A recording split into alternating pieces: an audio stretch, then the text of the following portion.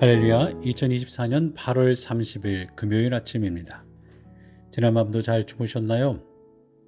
계속되는 새벽 통독 말씀, 새벽 묵상은 에스겔서 22장에서 24장입니다. 여러분께서도 계속 읽어나가고 계시죠? 오늘 에스겔서 22장에서 24장 말씀 중 오늘 24장의 말씀 살펴봅니다. 22장에서 24장까지 말씀, 그 중에 우리 24장을 보는데요. 한번 좀 22장부터 살펴보면요. 우리는 이스라엘 구약의 끝에 심판이 그들에게 있음을 알고 있습니다. 그러니 22장 이후 이스라엘은 죽음을 언도받죠. 하나님은 이스라엘에 대한 판결문을 낭독합니다. 인자야, 내가 심판하려느냐? 이 피 흘린 성읍을 심판하려느냐? 그리하려거든 자기의 모든 가증한 일을 그들이 알게 하라. 22장의 말씀이에요. 그들은 열방보다 더 악했고 이스라엘의 부패와 타락이 얼마나 심한지 불순물을 정죄하려 용광로에 넣으니 남을 게 없을 정도라고 에스겔 22장 17절 이후에 말씀합니다. 또한 에스겔은 예루살렘의 추악함을 23장에 고발합니다. 오홀라와 오홀리바의 이름이 바로 오헬 히브리어 성소에서부터 왔습니다. 특히 오홀리바는 그 안에 성소가 있다라는 뜻으로 예루살렘의 굉장한 자부심을 빗대어 표현한 이름입니다. 그런데 그의 실상은 뭐예요? 음탕하고 가증했다라는 말이죠. 내가 나를 잊었고 또 나를 내 등 뒤에 버렸은즉 너는 내 음란과 내 음행의 죄를 담당할지니라. 에스겔서 23장 35절의 말씀입니다. 그들이 당하고 있는 수치는 자업자득이라는 말이죠. 하나님은 형체가 없어질 때까지 고기를 푹 삶듯 예루살렘의 폭력과 부정을 완전히 제거하실 겁니다. 불을 보내어 더러움을 소멸하신다고 하셨어요. 그리고 드디어 24장에 와서 바벨론이 움직이기 시작합니다. 녹슨 가마의 비유를 들어서 이스라엘을 표현합니다. 녹이 쓸었는데 깨끗이 닦지 않고 회개하지 않는 이스라엘에게 심판이 바벨론을 통해 있게 됨을 말씀하고 있습니다. 오늘은 그래서 에스겔서 24장 말씀, 씻지 않는 녹슨 가마의 비유 이야기입니다. 씻지 않은 녹슨 가마. 어떤 목사님이 사모님이 안 계실 때 삼겹살을 구워 드셨답니다. 그런데 식사 후에 설거지가 귀찮으셨는지 키친타월로 후라이팬을 닦으셨대요. 그리고 다음 날에 동일한 프라이팬으로 계란 프라이를 해 드셨는데 그런데 계란 프라이에서 삼겹살 맛이 나더랍니다. 아무래도 그렇겠죠. 깨끗하게 세척하지 않았기 때문에 일어난 일이었습니다. 아무리 좋은 음식이라 하더라도 더러운 용기에 담으면 먹을 수가 없습니다. 그릇이 오염되었기 때문이죠. 지혜로운 사람은 먼저 그릇을 깨끗하게 세척하고 음식을 담습니다. 이것은 우리가 알고 있는 상식입니다. 이게 지혜이죠. 삶의 지혜. 오늘 하나님께서 이와 같은 말씀을 들려줍니다. 1절 말씀. 아홉째 해 열째 달 열째 날에 여호와의 말씀이 내게 임하여 이르시되 에스겔이 바벨론 포로로 잡혀온 지 아홉째 해가 되었습니다. 기원전 597년 2차 포로로 바벨론에 잡혀왔으니까 아홉째 해는 기원전 588년이 될 겁니다. 역사적으로 아주 중요한 해죠. 바벨론 느부갓네살 왕의 예루살렘 3차 침략이 진행되었기 때문입니다. 느부갓네살 왕은 기원전 588년부터 3년 동안 성을 치지 않고 애워싸기만 했어요. 보급로를 차단하고 먹을 것과 마실 물이 떨어지기를 기다렸던 거죠.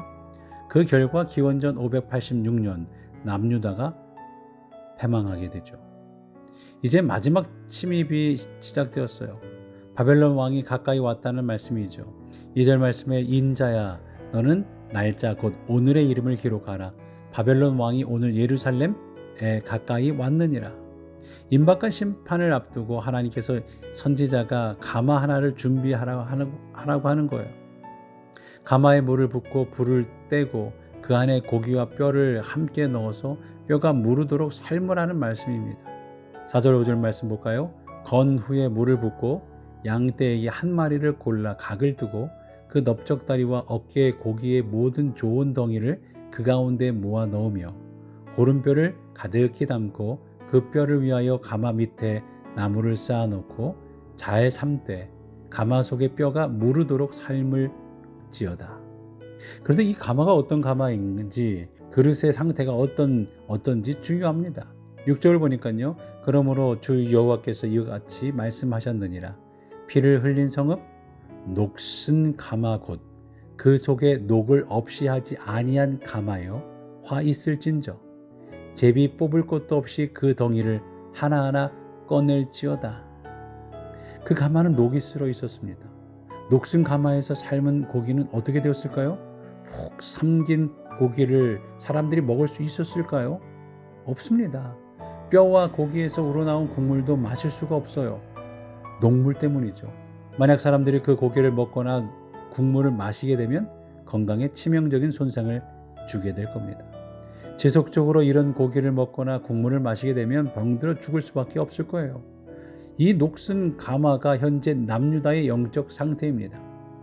백성들이 죄악의 녹을 제거할 의지가 없었기 때문에 가마는 녹슨 가마가 되었고 가마 안에서 생활하는 유다 백성들은 더러운 녹을 먹고 마시고 영적으로 병들어가고 죽어가고 있었다라는 말이에요. 12절 말씀 이 성읍이 수고함으로 스스로 피곤하나 많은 녹이 그 속에서 벗겨지지 아니하며 불에서도 없어지지 아니하는도다. 사람들이 수고하고 애를 써도 여전히 녹은 벗겨지지 않았고 그 상태로 있었습니다. 하나님은 벗겨지지 않은 녹과 같은 대표적인 죄악을 음란이라고 말씀하고 계시는 거예요. 13절에 너의 더러운 것들 중에 음란이 그 하나이니라. 내가 너를 깨끗게 하나 내가 깨끗하여지지 아니하니 내가 내게 향한 분노를 풀기 전에는 더 더러움이 다시 깨끗하여지지 아니하리라. 그들은 영적 음란에 물들어 있었습니다. 백성들부터 영적 지도자들까지 정치 지도자로부터 백성 한 사람 한 사람에게 이르기까지 모두가 우상을 숭배하는 영적 음란에 빠져 있었던 거죠. 공동체가 악에 빠져 있었기 때문에 이런 상태로는 소망이 없습니다. 하나님께서 선지자들을 보내어 그들을 깨끗하게 하려고 해도 회복되지 않았어요. 하나님은 고심하시다가 이제는 가마를 버리겠다고 결단하신 거죠. 버릴 수밖에 없구나. 이제는 가마를 버려야 할 때가 도래한 거죠. 하나님은 남유다를 심판하시기로 결정한 겁니다. 공동체의 죄가 이렇게 무서운 거예요. 우리가 죄의 근본적인 문제를 해결하지 않으면 아무리 열심히 신앙생활을 해도 죄의 영향을 받을 수밖에 없는 거예요. 가정도 마찬가지죠. 가정 구성원이 하나님 앞에서 잘못된 삶을 살고 있는데 가끔씩 베푸는 선행은 어떤 의미도 없습니다. 죄의 문제, 죄의 근본 문제를 해결하지 않고 가족 모두가 열심히 선을 행하고 신앙생활을 한다 해도 우리는 죄 때문에 망할 수밖에 없을 거예요. 교회 공동체도 이 미국 땅도 어떻게 보면 그런 의미를 가지고 있죠. 그러니까 공동체를 이끌고 있는 지도자들이 중요합니다. 가정에서는 부모님이 지도자죠. 교회는 목회자, 중직들이, 임원들이, 속장들이 지도자입니다. 모든 공동체의 지도자는 공동체가 해결해야 될 죄의 문제가 무엇인지 깊이 살펴보아야 합니다. 근본적인 성찰 없이 열심히 살아가는 것은 어떻게 보면 녹슨 고기와 녹물을 마시는 것과 다를 바가 없습니다. 우리는 여전히 녹슨 고기를 먹고 녹물을 마시고 병들어가고 있는 사람들일 뿐인 거죠. 구조적인 문제를 살피고 공동체가 하나님 앞에서 잘못하고 있는 것을 살펴서 녹을 제거하는 것이 지혜로운 백성이 되는 지름길입니다. 오늘 이 자리에서 나 자신의 죄 문제와 우리 가정과 교회와 나라의 문제를 다시 한번 깊이 살펴보고 녹을 벗겨내는 일에 마음을 주고 전력을 다할 수 있는 우리들이 되기를 바랍니다.